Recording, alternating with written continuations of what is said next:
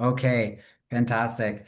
Thank you everyone for joining us. My name is Chris Simpson, Programs Lead at Friends of Simon Wiesenthal Center. We are so glad you are all here for another installment of Friends of Simon Wiesenthal Center's In Conversation series.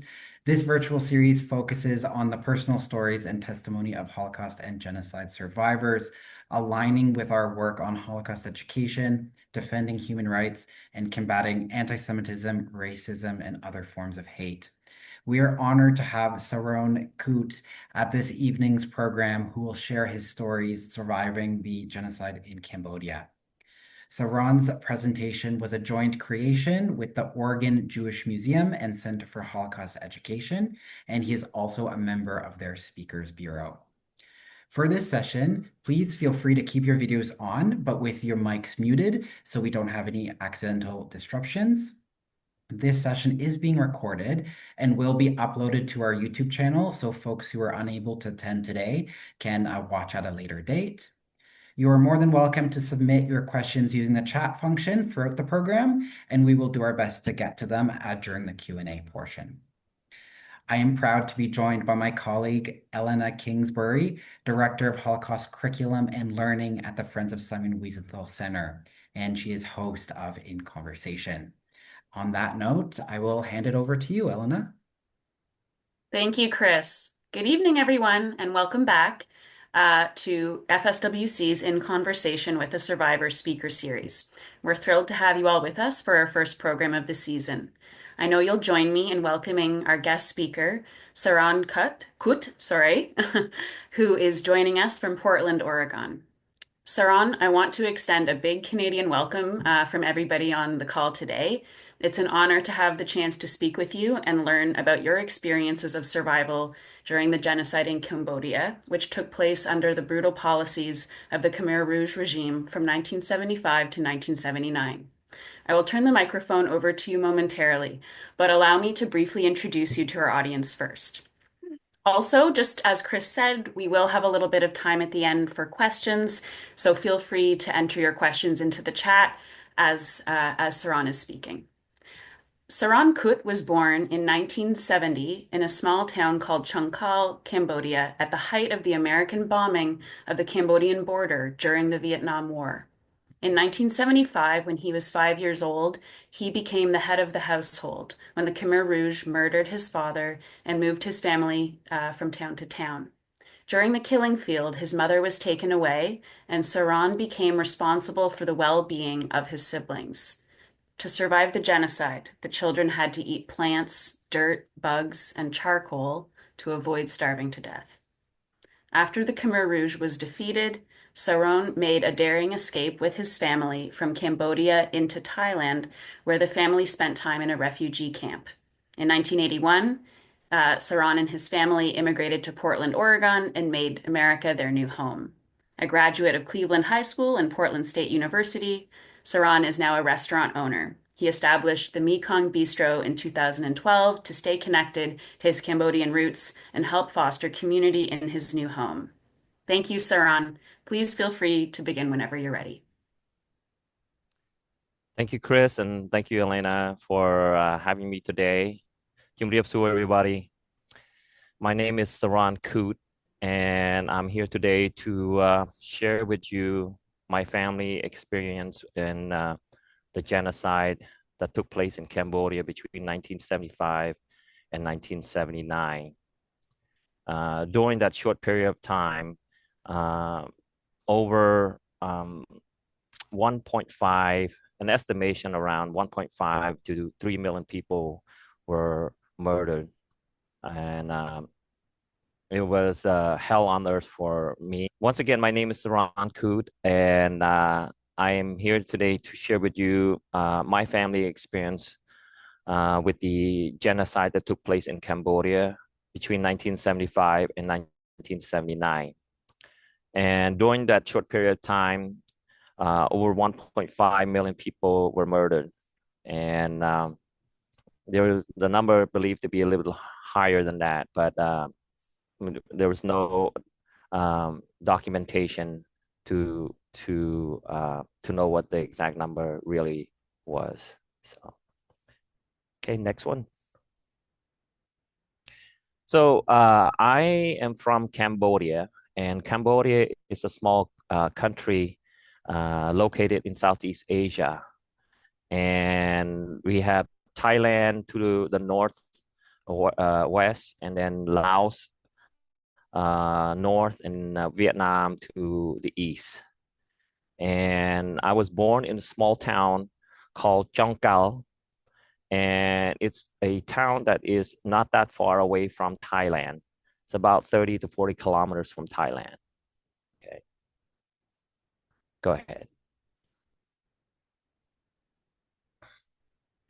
So the genocide took place in 1975, but what really started the killing field was, to me, I believe, is because of the bombing of the American.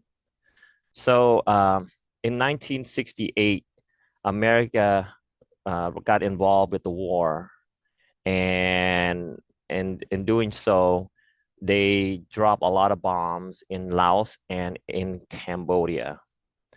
Um, from 1968 to 1973, American did eight over 8 trips, 8 missions of bombing per day. That's 8 missions of bombing per day. That's over close to 400 million bombs that were dropped in Cambodia, on Cambodia. Okay. And as a result, it got a lot of the Cambodian people mad and angry because we were a neutral country, and the American bomb a new country for no reason. So a lot of people got angry, and they joined the right wing uh, group, and that was the Khmer Rouge, and that's how the Khmer Rouge came to power. Next. So as you can see here, the red spot were where all the bombs were dropped.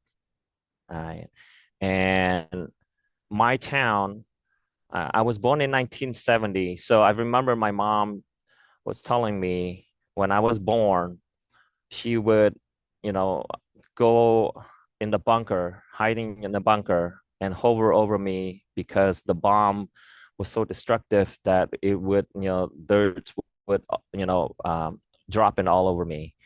And so, and that we didn't get that much bomb compared to the other place, the east side of Cambodia. And so, uh, it, it, Cambodia was a beautiful country, but it was always been at war with each other for a very long time.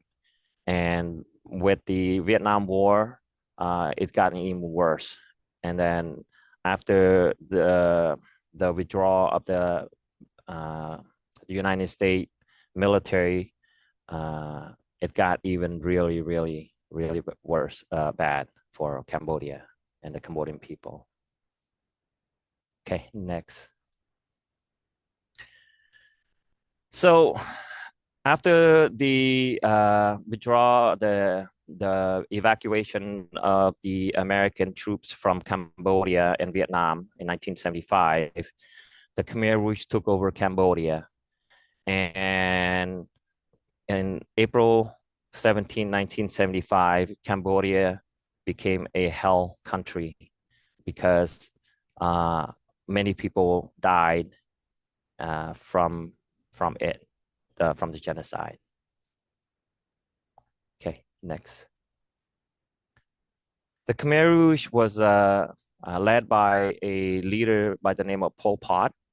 He was the Khmer Rouge leader, and once he took over the country, he turned Cambodia into he turned Cambodia back to the year zero, where they banned religion, wealth, education. Um, they ban everything, where you can't own, and you don't, you have no rights for anything, and you work for the government, right? Go ahead, next. So by 19 from 1975 to 1979, early 1979, again, an estimation of 1.5 million people were murdered by the Khmer Rouge, and my father was one of them. Okay, thanks. This is a picture of my father. His name is Jenda.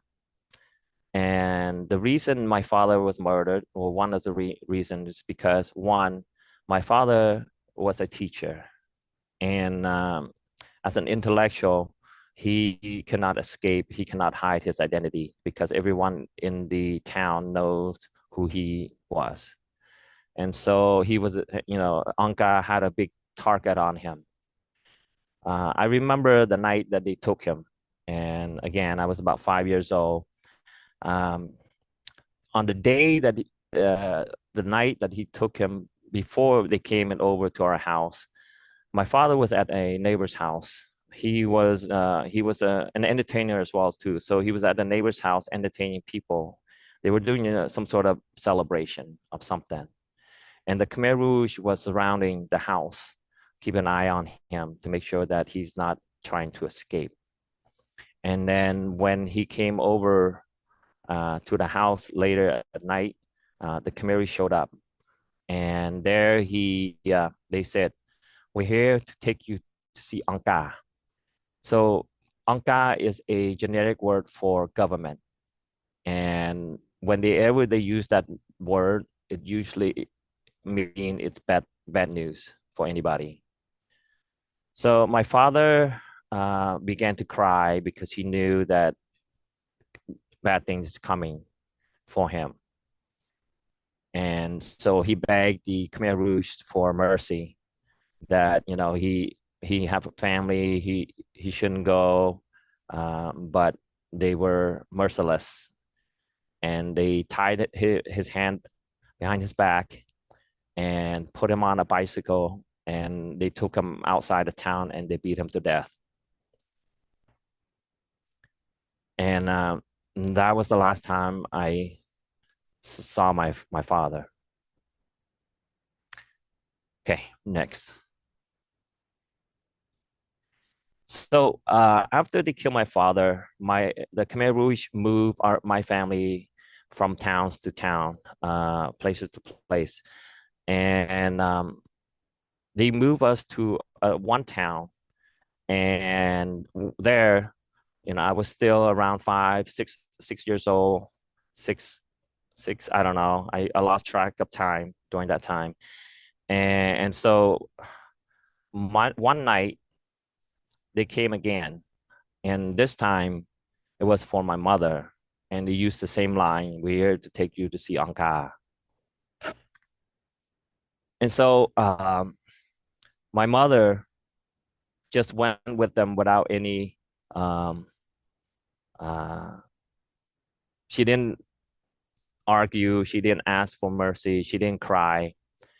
And the reason she said she didn't, she told me later that the reason she didn't cry was because she didn't want the soldiers, to take her children as well.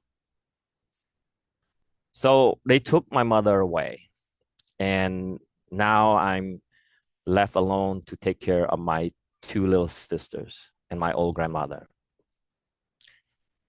She's been gone for a very long time, and we didn't know if she's still alive or she's dead.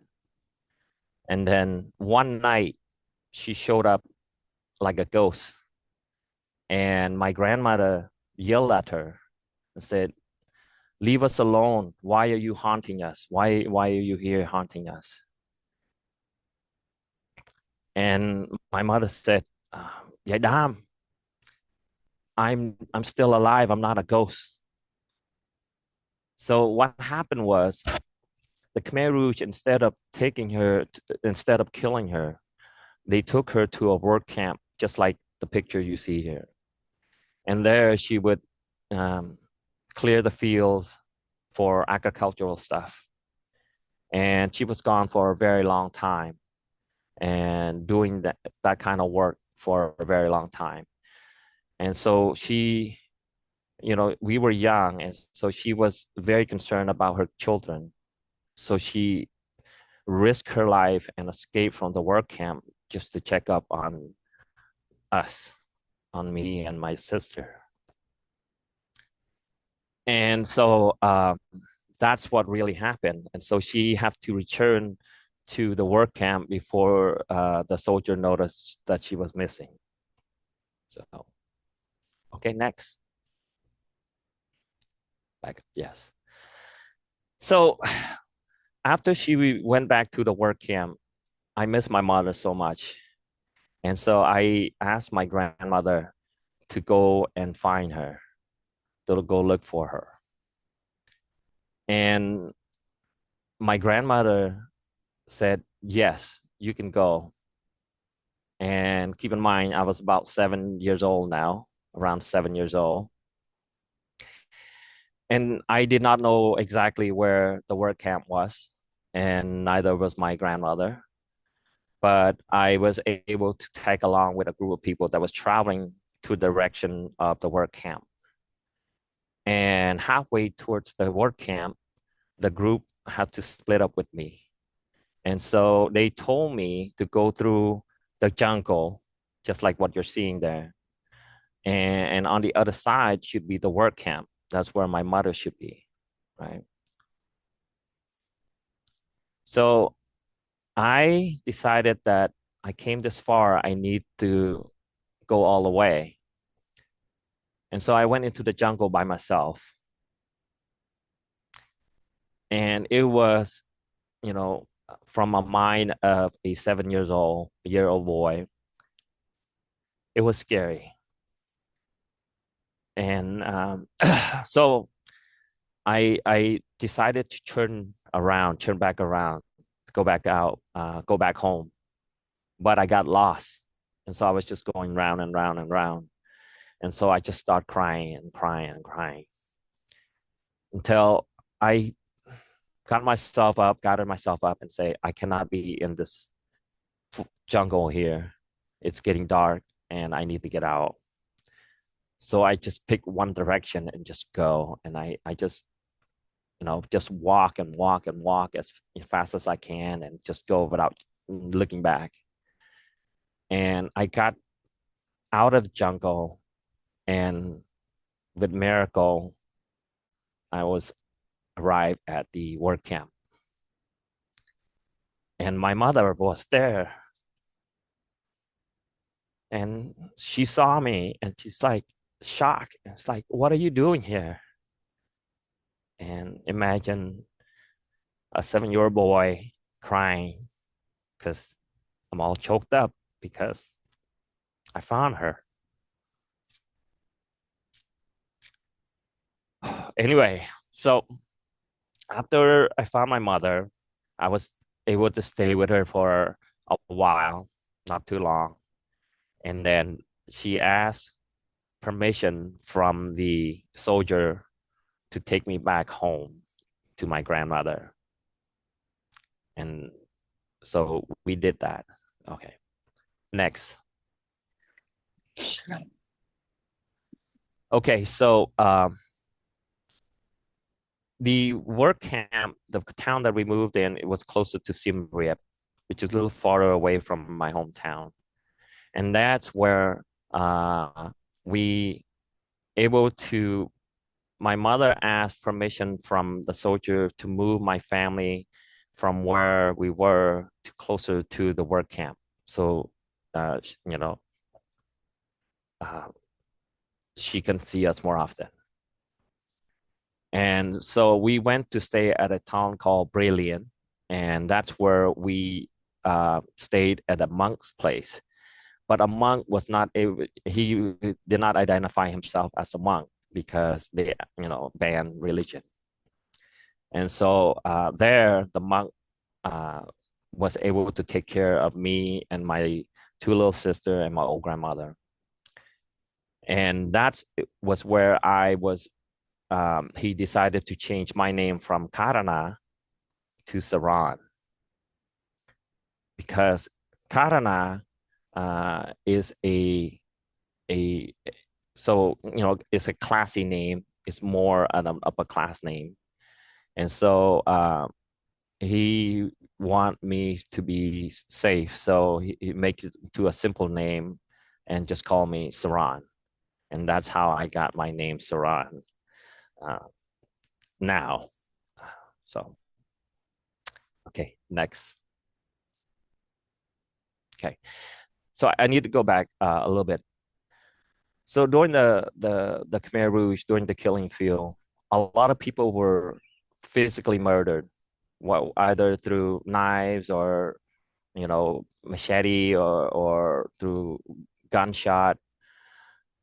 Uh, a lot, but a lot of people also died from starvations and disease. And my story about starvation was that when they took my mother away, I did not have enough food to to eat. And during that time, we only get one meal a day by the government, and that consists of rice porridge. Okay, mainly just water. And so I was responsible to go to the community place to pick up the rice porridge for my family. And it's not that much. And so my sister would be hungry, and they would be crying because they were hungry. And I had, most of the time, I had to give up my portion to them. So they would stop crying. So for me to fill my own stomach, I had to find other things to eat.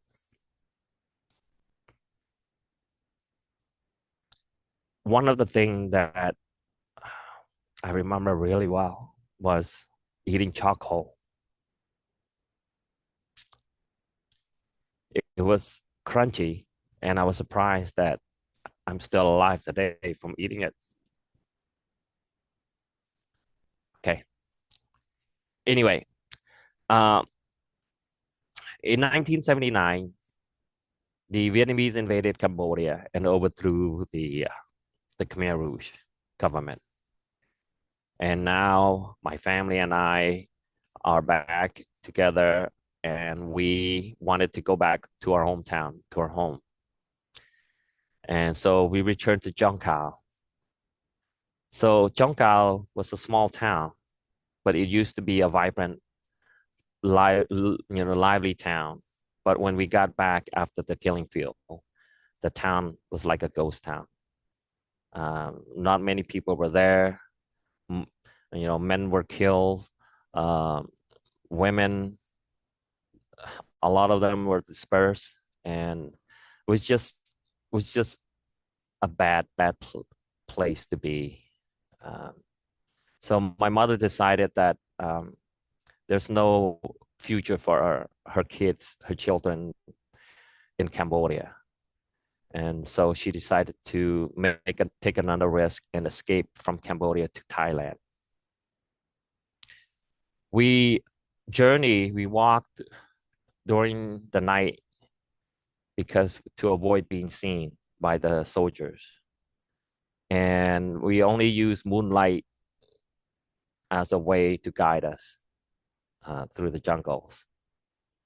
I remember one night we were about ready to cross a main road, and a military vehicle was, patrolling back and forth. And our group, so we had a group when we escaped. There was a group of us, maybe about 50 to 100 people. I don't remember exactly the number. Just when we're about to cross the main road, that road, a baby in our group started to cry. And then it wouldn't stop crying. It just kept crying, crying, and crying. And so we couldn't cross the road. We had to stop. And the leaders have to make the decision of what to do. The choices were leave the baby and the family behind, take the risk and cross the road while the baby is crying, or kill the baby. And it's not uncommon to kill or sacrifice something for the sake of the group.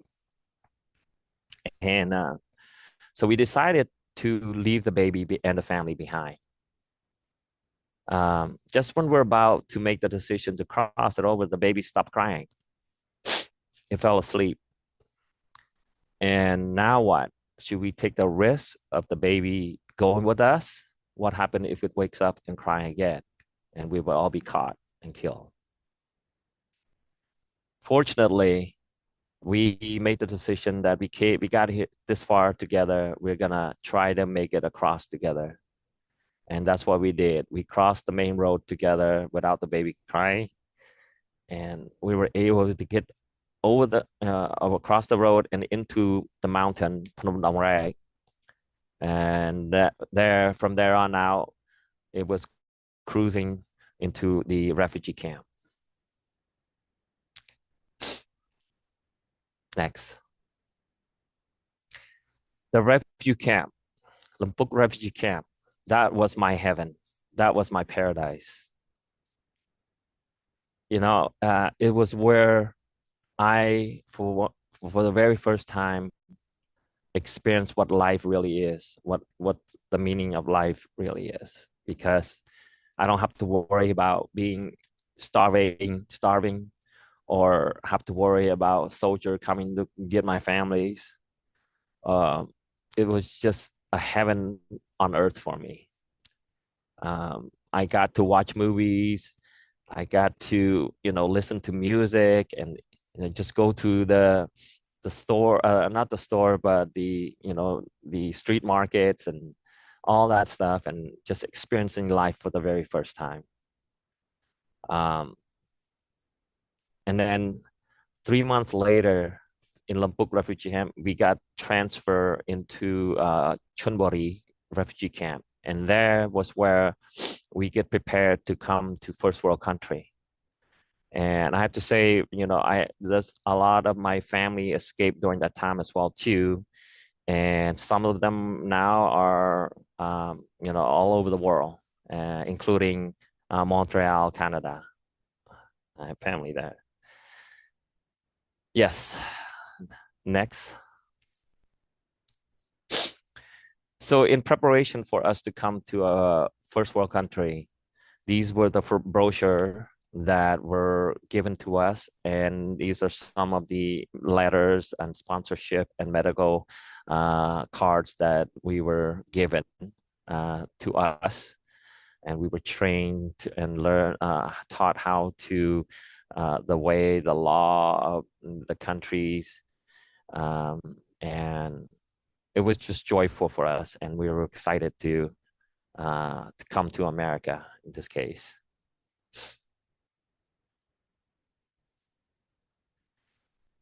So in January 1981, I arrived in Portland, Oregon. So I came from a tropical place when it's hot and humid. And when I arrived in Oregon, it was snowy and cold. And the trees had no leaves. And I was shocked and I was surprised. I asked my mom, what's going on? I thought we were going to paradise, I thought we were going to America where this street is paved with gold, and here we are, it's cold and the trees are all dead. What's going on? And it's just a cultural shock for me. But I've been here ever since, 44 years later. And in the 80s, one of my first favorite TV show ever was the A-Team. And I don't know if you guys had ever watched the TV show called The A-Teams. It was my favorites because it was a group of ex-military who goes around in America to help people. And that was always inspiring for me. And so I used to imitate the A-Team a lot growing up as a kid here in Portland. So for most of my life, from 1981 to now, I went to school graduated from Cleveland High School, play in a lot of sports activities, and finally got my bachelor degrees from Portland State University, Bachelor of Science in Architecture. And and then yeah, I after graduating, I went to work for a couple corporations, and then I decided that in 2012 to venture out and do be my own boss and open a restaurant business here in Portland. Go ahead, next slide. And the restaurant is called Mekong Bistro, and we specialize in Cambodian cuisine. And because of Mekong Bistro, because I I'm an entrepreneur, I was able to be more closer to my communities. And I've started an organization called New Year's in the Park Celebration, a festival. And that was 10 years ago. And we have been doing that every year in April. So in case you guys don't know, we Cambodian, Lao, Thai, Burmese, Indonesians, even some in the Indian, celebrate our New Year in April. And so I brought the whole community together. And for one day, we celebrate, we dance, we listen to music, and we laugh and we eat for a whole day. And it's going strong. It's been 10 years, and so far we had the governor of Oregon came to our event. The mayor joined us. And so it's been really good, and I'm glad that I left corporate worlds and doing what I'm doing now. Yes. Honor to hear you speak. You're a beautiful speaker, and seeing the photo of you as a little boy and hearing you share some of those details about, particularly, yeah, the hunger and it's really beautiful to me that today you have your own restaurant. You have a Cambodian cuisine and lounge where people come together and celebrate the beautiful things about the Cambodian culture. So thank you so much for sharing that with us here today. Really.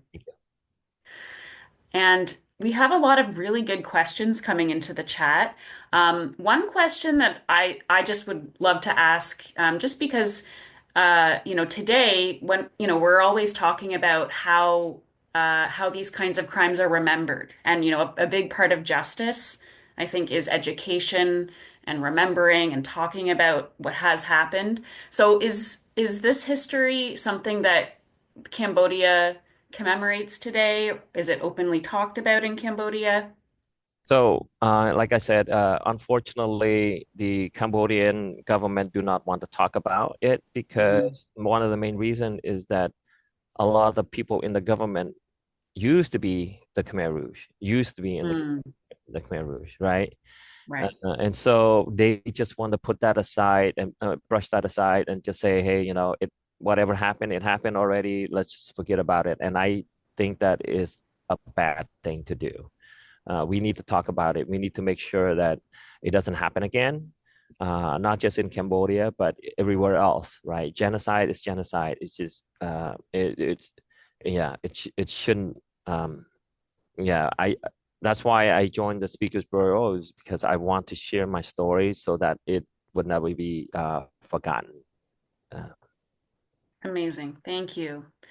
Um, and Saron, there's a couple of really great questions coming into the chat, and also just some beautiful comments as well. Some thank yous. One thank you that I'll just read out here. Congratulations on all of your accomplishments. Having gone through so much in your early years, you've really come a long way, and your parents would be very proud of you, which I'm sure you know. But yes, Thank absolutely. Um, One question that I think is an interesting one. You mentioned at the beginning of your presentation, you just referred to the Khmer Rouge as a right-wing communist regime. And someone was just asking, because usually communism is seen as like a more leftist movement. And so can you explain that a little bit? Well, I don't know what is left or right. Okay, It yeah. was just Violence. bad people, right? Right, and The ele- the military ideology, yeah, it's just the ideology is just not good, right? authoritarianism, right? It was Yeah, absolutely yeah. very much that character. And another question, just in terms of um, immigrating to the United States, I today, you've been an American for many, many decades. Um, was it difficult for you to reconcile your identity as an American with the fact, with the bombing of Cambodia during the Vietnam War? So, yeah, it takes a lot for a long time for me to really understand what really happened. Why was the bombing? You know, um, and I was mad, I was angry, but I also am thankful that I'm here, right? Mm-hmm. Um, but that like just because I'm here does not mean I'm not going to talk about it. I'm gonna point it out. Yeah, What really happened. I'm not afraid to do so. amazing. Thank you. Marilyn, just another nice comment here. Saron, I'm so sorry for what your family went through in this trauma. 5 years ago, I was in your beautiful country. Everyone was so welcoming. We loved Cambodia. Just a nice comment there. And another sort of historical question, which again, I'm sorry it's not on you to answer these necessarily, but do you know why Vietnam invaded Cambodia to sort of, because they Yes, were also a communist regime right, historically. right. So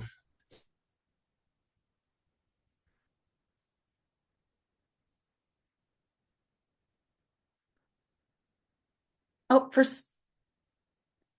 I'm not able to hear you anymore for some reason, Saron. I'm so sorry. I Oh, there we go. okay, okay. So when the Vietnam War was when the Vietnam War was over in 75, Yeah. Vietnamese was trying to rebuild Vietnam, right? Hmm. And during that time, between 1975 and 1979, the Khmer Rouge did a lot of bad things. And so some of the Khmer Rouge soldier uh, defected and go to Vietnam and ask Vietnamese for help, the Vietnamese government for help. And that's why the Vietnamese and also the Khmer Rouge was killing a lot of Vietnamese as well too, and during that time, around along the border. And so the Vietnamese decided to invade Cambodia in 1979, January 1979, and it didn't take them long to overthrow the government there. Mm. Okay. Thank you. Thank you for that explanation. That helps a lot. Yeah.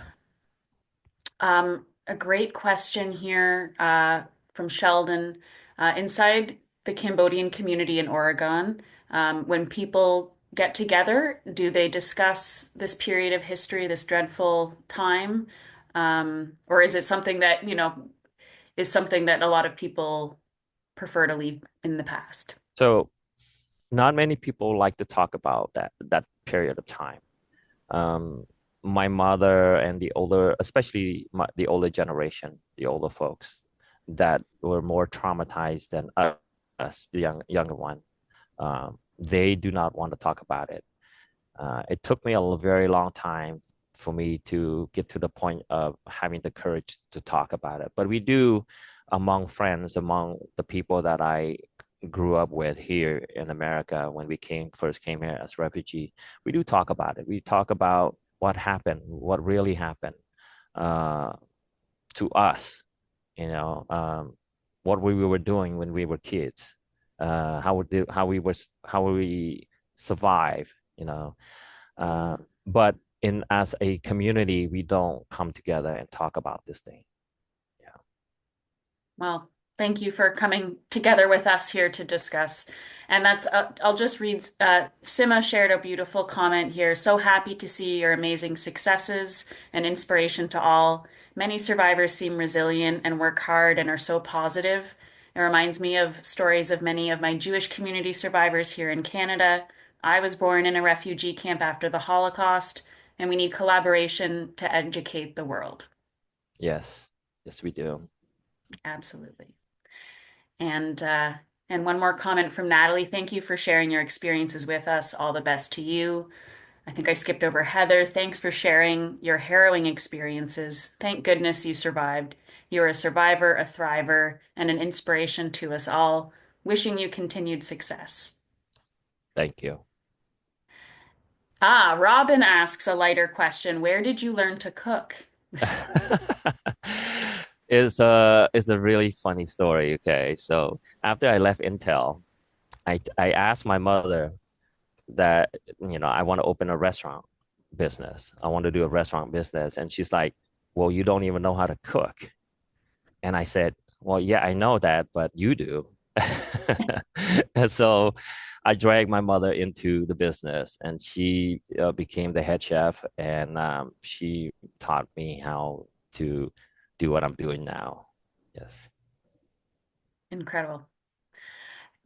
I wish we could all, go on a field trip and visit your restaurant right now, but we'll have to put that in our calendars for the future. Um, Yes.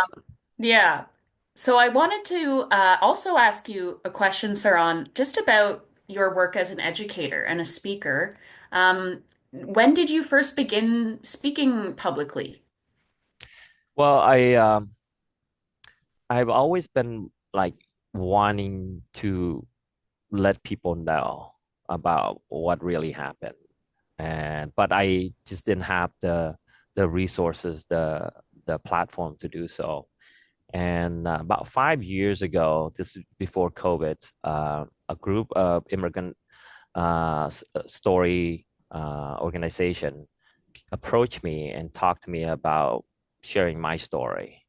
And so um, I did.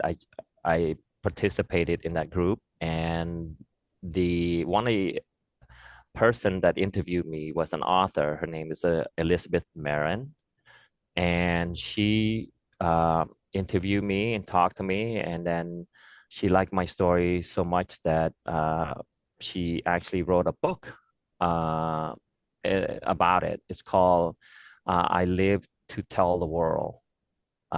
It's the name of the book, and I am one of the 13 chapters in that book. I'm one of the chapter of the 13 in that book. Oh, And I highly recommend that book because it's a story about genocide and Holocaust survivor um, that lived here in Portland that are sharing and firsthand survivor, not from secondhand story. yeah. So I joined that, and then I got approached by the Oregon Jewish Museum, Holocaust Jewish Museum here in Portland, to join the Speakers Bureau, and I said yes, and here I am. So about 5 years ago. I'm sorry. No, thank you so much. And that's, it's I think it's a different journey for every speaker that we work with, but whether you've been speaking for 5 years or 50 years, there's some fire within you that, to speak and to share that testimony. One more question from our chat. How did your mom adapt to Portland? Did she have the same, was she watching the A-Team with you, perhaps? No, my mom is a very strong woman. She, I mean, she was able to take care of her three children uh, alone during the worst part of our life, which was the killing field, making sure that her children still live and survive, and so when we got to America, it was a cakewalk for her because there's nothing to worry about other than you find works and feed the family and shelter the family. And so she's adopted really well. She loved it here because there's no war. There's nothing to be worried about here. And yeah, She really appreciates the safety and the yes, freedom that life has here, yes. right? Wow. Thank you so much, Saron. Maybe one last question I'll ask today. Although I have many more I would love to ask, and if anyone has any follow-up questions, feel free to put them in the chat, and we can also send them directly to Saron and make sure that that I he have gets time. those I have answered. time to talk. Okay. Oh, good. Okay, great. Okay, so maybe I see one more questions just come into the chat, and then the question that I'm going to ask you is maybe a better kind of concluding question. So, did your grandmother manage to come to the U.S. with you and your siblings and your mother? So unfortunately, no. When we got back to our hometown, my grandmother was just too old and ill that she was not able to travel, especially during the nighttime and long distance traveling. Mm, So we decided that it's with our best interest to make that sacrifice of having her stay with our cousins back there. Um, yes, unfortunately, she didn't come. understandable. Absolutely.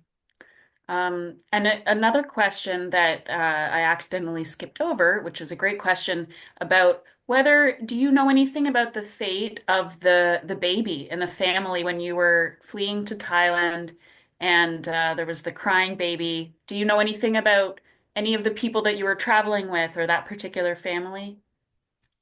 That particular family, I do not know because once we got into the refugee camp, we everyone have sponsor from all over the world, right? Mm, Australia, France, Canada, uh, even Germany had some sponsorship, and so I I don't know what happened to those families that mm. escaped with us.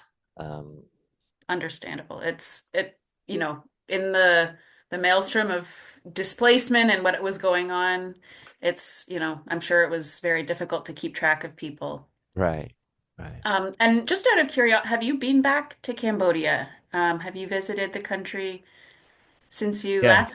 Yeah. So it took me 20 something years before I was able to go back.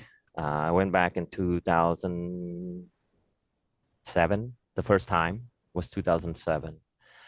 Uh, I went back to my hometown, got to see the family that were still there, Wow. and also went back to the town that we were moved to, where the monk was giving me the my name, Mm, and it was quite different, very different than what it was from what it was to what it is now. Uh, mm. but it was I had to go see it. Yeah. That must have been a strange and really powerful journey to go on, to go home like that. Yeah, that So, was.